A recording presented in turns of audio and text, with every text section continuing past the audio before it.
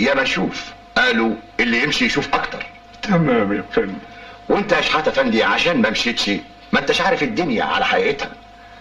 الناس يا شحاتة فندي فاهمة ان الدنيا ديت رغيف واحد، الشاطر اللي يخطفه. بالعكس، هما لو كانوا يتفاهموا ويقسموا الرغيف ده على بعضيهم كان كل واحد كل، ما كانش فيه بقى حد جعان. انا عمري ما خطفت لقمة من حد، انا كنت اخد اللقمة من بقي واديها للناس، حتى ولو كان مصيري في الدنيا دي الحرمان. انت مش قادر تفهمني يا شحاتة فندي. فهمني، انا راجل عقلي على قدي. انت محوش كام؟ ايه اللي ادخرته للزمن؟ محوش كام ولا حاجة. ظرف زي اللي انت فيه دلوقتي يا شحاتة فندي لو كان عندك رصيد، كان ايه اللي يخليك تيجي لحد هنا وتهين كرامتك بالشكل ده؟ كان ايه اللي يخليك لحد دلوقتي مش عارف تجهز بنتك، مش عارف تجيب الدواء لمراتك العيانة؟ كان ايه اللي يخليك تمضي وصل امانة وهتدخل السجن؟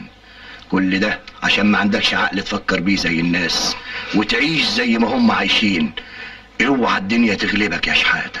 طول عمرها غلبان، لازم انت اللي تغلبها. واغلبها ازاي؟ بفلوسك. فلوسي؟ ما عندكش فلوس؟ امشي مع الطيار جاري الجو، ساعتها يبقى عندك فلوس. ما تفتكرش دي حاجة صعبة، دي اسهل حاجة في الوجود تبقى بين ايديك.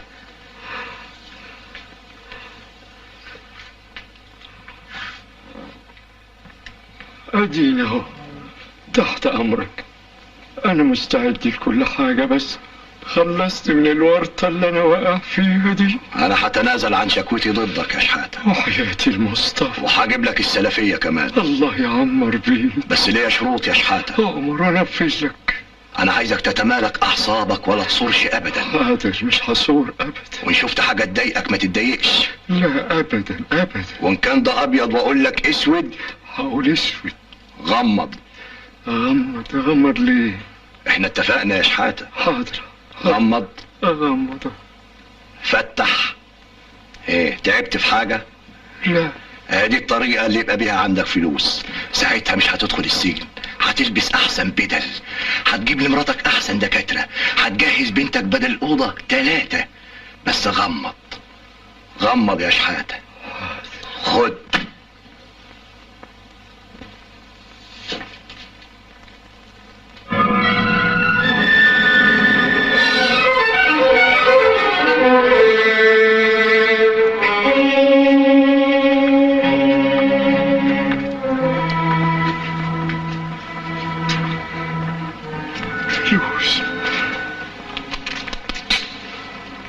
فلوس. مش الفلوس اللي كان نفسك فيها؟